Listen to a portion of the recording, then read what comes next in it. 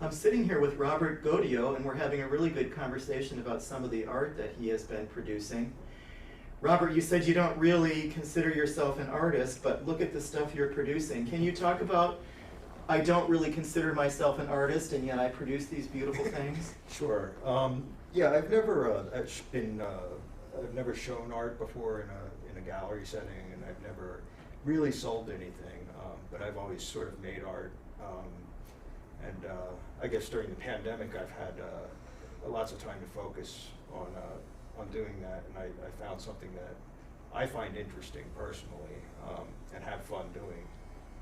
And I've been able to sort of obsessively create these things, you know, maybe one or two a week, because I have the time, you know, and I'm having a lot of fun. Let me go back to your concept of the artist. Mm-hmm. You don't perceive yourself an artist, but like, what does being an artist mean to you now that you are an artist and you're getting more recognition as an artist? Maybe what does it mean to be an artist for you, and then just generally speaking about artists, what's your thought about them? Right. I don't know. I don't know what it takes to qualify as an artist or to feel comfortable calling yourself an artist. I guess if you're, you know, making a living at it, you know, that would be proof that you are, you know, officially an artist. You know, I think anybody can be an artist, you know, in a broader sense of the word.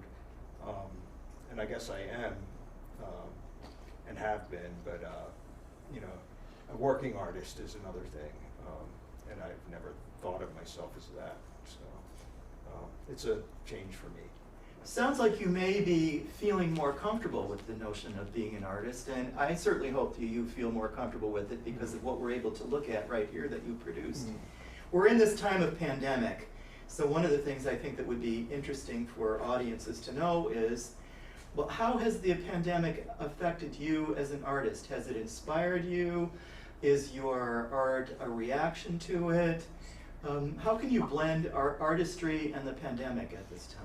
Well, I think, I don't know, the pandemic has caused a lot of unsettling feelings in myself, and, you know, things are upsetting right now in the world, and, you know, I do find the sculptures to be an outlet, as far as, they're an outlet to get out, you know, any things that are obsessing over, or, you know, just bad stuff in my head. But yet they're also an escape, because I can sort of disappear into them for a few hours. You know, at will, and forget about everything else for a little while. So, the things that worry me tend to come out in the artwork, and that's always been the case since I was very young. The things that are in my head tend to appear in whatever I make, even if unbeknownst to myself, I don't realize it till later, often. And I don't know, that's something that fascinates me, the sort of subconscious link that creativity has to my worries and frets and things like that. Well, it's a good way that you can express yourself. Mm-hmm. A little while ago I asked you, what do you call these pieces, generally speaking, if you had to describe what they are? Can you talk to us about that? Like the type of pieces? Mm-hmm. To me, I think of them as tabletop sculptures. They're small so far. I am on the small side because I'm using solder, and it's only so strong, and I can't create really large pieces yet. I would like to learn to weld, and I'm, I guess, sort of half looking for a class for that. And I know they're around, and I can learn that. And I would probably maybe move into working with steel or something a little heavier and larger. You know, I don't want to get that big, but you know, I like the sort of pocket-sized pieces because I don't know, they're easy to have. It's not a big commitment to have something like this in your home as opposed to you know, something that's more imposing. So. A little bit ago you were sharing with me some of the names of these pieces, and they're drawn directly from the pandemic. Mm-hmm. Can you just tell us the name and maybe how the name relates to the piece? Sure. This one I have called pathogen. It is sort of a foreboding item, you know, it's like you don't want to get too close to it. It's got these sort of little flame accents on it.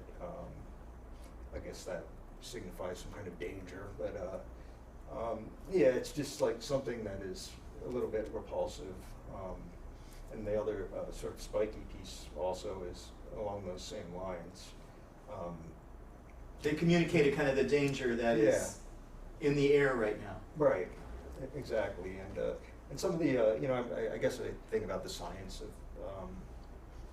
you know, sort of viruses and things like that. And I tend to, I use those terms. I told Susan I thought it was important to tie these pieces to this time. And I've pretty much done that through the titles. I do see, you know, the things I worry about coming out in the artwork. But, you know, I wanted to relate them so that, you know, I know they're from this time. And, you know, I just think it's relevant because I wouldn't be creating them if we didn't have all this extra time. And, you know, the ability to focus on something like this, for me, I've never, I guess, had the commitment as an artist to create something so that they're work intensive. I mean, some of them take maybe 12 hours, and it's you know, it takes a while, and you know, I've never really had that luxury before. So you've got it now a little bit. A little bit. Can I draw your attention to this piece in the center that's got a lot of activity going on? It's communicating a lot of energy. Can you describe what's going on here? Sure, I call that a sort of a Comet piece. I've made a few of those. That was the first one, and it's also the largest one. I don't know, comets are something with a history of sort of, I think in ancient times they used to attribute bad things happening to the arrival of comets, and you know, like they carry viruses or things like that, or you know, just crop failure or whatever. And I know that you know, that sort of relates in that way to me. They're a mystery, you know, and I also think of them as a little bit as a sort of a bomb. It looks like a bomb in some ways, and I don't know, that's, again, with the sort of danger or back off kind of thing, that I guess I fascinate over. That's very interesting. A little while ago you were talking about your property and that you are surrounded by nature, and that nature is a strong influence and inspiration to you as an artist, although you don't want to call yourself that yet. But tell us about maybe a little bit about nature and how it is so influential to you, and how is it making its way into your art, both past and present? I don't know, I feel close to nature. It is, I have sort of a private property and it's very overgrown at the moment. And I notice, you know, minute changes. I spend a lot of time outside with my dogs, and you know, I'm the kind of person that sees a weed growing and I won't pull it because I want to see what it's going to do when it matures, whether it's going to get a flower or not, or, you know, and I'm sort of in tune with things like that, and just the changing appearance of my surroundings. I find this area, in particular, the sort of Berks County area, it gets very brown and gray around here in the winter, which is a little, you know, I'm not a fan of that, but I love the summers here, and it's very lush and green this year. I have an 8-foot tall cherry tomato plant right now. Wow. It's growing up into a tree. It's just, you know, I'm very interested in what nature does, and it's different every year, and it's something that draws my attention a lot. Cool. And, you know, I do, in some of my other art that's not necessarily sculpture, I do tend to depict sort of plant forms and animal forms that relate more closely to my surroundings. These are more of on, I guess, a cerebral level. My thoughts seem to be more closely tied to the sculptures. The medium that you're using here, there are obviously several different things going on, but can you talk about that? Maybe why this medium, and what's it like to work with this?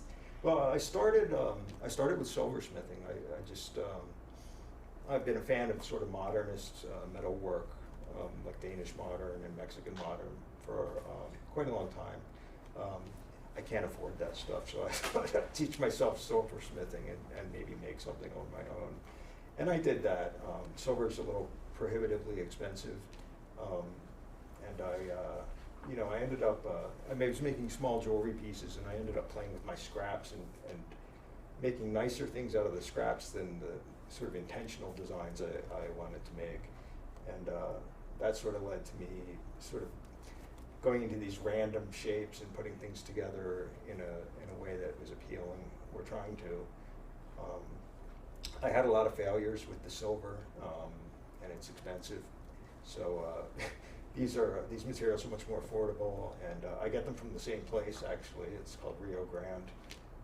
They're a jeweler's supply, and I use copper, brass, bronze, and every once in a while there's a little sterling silver in them. And I'm able to buy rods and tubes and flat sheets. Mostly sheet is what I'm working with. And I invested in a metal brake, which is something that creates like a right angle that you can bend a straight, right angle into metal, which has been very helpful, because I was doing it with pliers before and it wasn't quite as nice. Yeah, it's the materials, and I also have some wood, some painted wood. I have a lot of wood in my barn, so it was natural for me to try to make bases out of those.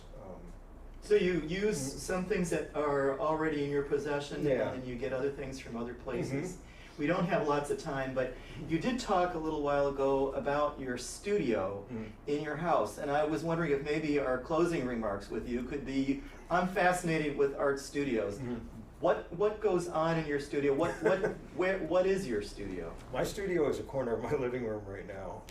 I have an old sort of mission desk that I have lit on fire a few times by accident with my torch, and it's very informal, and it makes a lot of noise. I create a lot of dust, metal dust.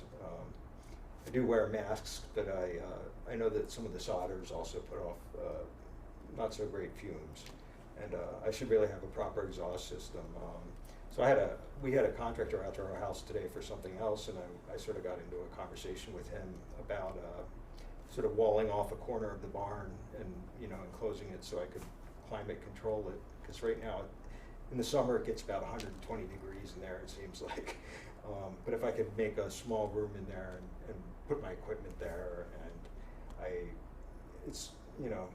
we were talking about mini splits, which is a heater cooler system, which I could put in, and I would like to have plumbing or running water out there. So there's some things that are challenges, but I think it's the way to go. My partner is not happy with the state of the living room at the moment, because my stuff is all over the place. It's on the floor. It's and if he's trying to watch TV or something, I'm making a lot of noise. It's not good. So I need an upgrade that way. So. Can you tell us who have been some of the greatest artistic influences in your life or in your world? People that are doing similar things, or how does it work for you? I don't know. I've always been sort of an art collector. I buy a lot of stuff. Not great stuff, but stuff that I like and consider to be quality, or have some investment potential. I buy a lot of stuff on online auctions, live auctioneers, or eBay even. But artistic influences, I'm a big fan of Harry Bertoia, and some of my pieces actually resemble his a little bit. Yeah, just the metals that he used and the sort of tangible quality of his work. It's very well made, and it's sort of heavy. And he used some exotic metals like beryllium and things like that there's a lot of science behind it, which is neat to me. And there are, his pieces go for 6 figures at this point, so I could never have one, so I can make one for myself now. Or something, an approximation of it on a small scale. I would never try to fool anybody or create some kind of forgery or something, but I can make an approximation and enjoy it, as an approximation of a Bertoia. So. But yeah. You mentioned a little while ago in this interview that some of the pieces here are characterized by danger, or they represent danger. Mm. So can you maybe talk just a little bit about danger, and is that word coming into your art because of the pandemic, or is it more characteristic of what you do? And if you're not fascinated with danger, what are other things that are you're fascinated with in your art? I'm not fascinated with danger, but I feel danger during these times, partly because of the pandemic, partly because of the political climate. You know, I don't think America is as safe as it was when I was growing up. I think we're vulnerable. I don't want to get into specific names or anything, but I don't think the leadership of this country is very strong right now, and I worry that, you know, a foreign power could take advantage of that, you know, and see this as their time to move or whatever. And I worry about those things. Yeah, danger, I don't know. I feel safe in general in my life. You know, I'm pretty stable right now.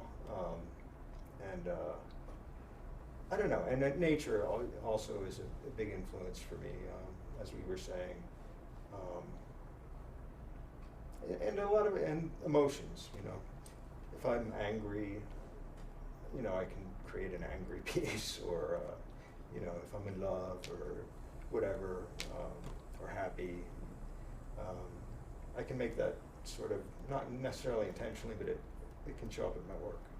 So. This piece here in the center is a combination of maybe softer things, things that are they're bent. There's a swirl in the top, and then by comparison, you've got some sharp edges. Can you talk about this piece and what's going on there, and maybe the name of that? Sure. I am calling that one Nimbus Cloud. Nimbus Cloud is a rain cloud, and yeah, I don't know. It's got that sort of you know, watery feeling to it, to me, and that, you know, includes the soft edges and the curves.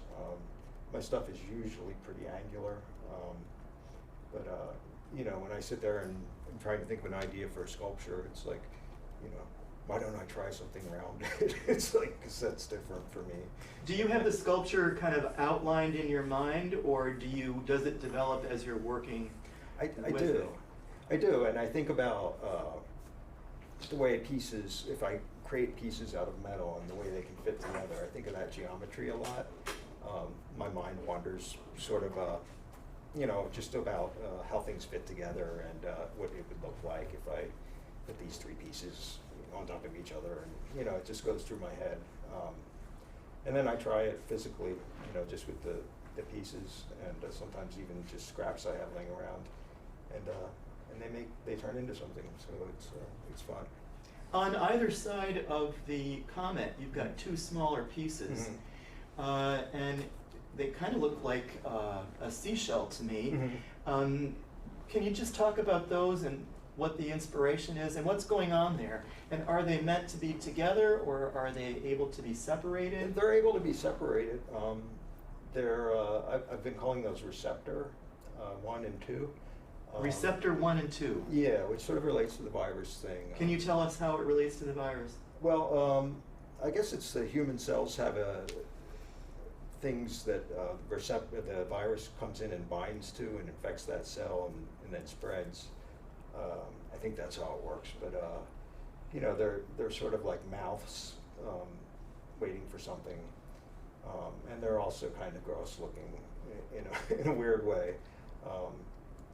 You know, it's like almost like slimy mouths opening or something. And I don't know, I just got onto that shape for a little while and trying to make, you know, sort of a mouth or a clamshell kind of thing. And I did, and those are just a couple of variations that I tried. You know, and I like the way they turned out. So. I have an interesting, I'm thinking about this. When the pandemic goes away, or we've got a vaccine, and life is more normal, if there's anything that's normal, do you anticipate that the direction of your art might change? Very possibly. Whatever's going on in my life at that time, I imagine I'll probably lighten up a little bit. Maybe the danger will go away. Yeah, yeah, I could see it changing. Because I don't know, everything I've always created is related to how I'm feeling at the moment. So, yeah, I'll look forward to that. It'd be interesting to see what happens when life clears up a little bit. Well, I hope when life clears up again, we'll be able to have another interview with you. Okay. Your art is fascinating. Thank you so much for being with us today Thanks for here at having the me. Institute.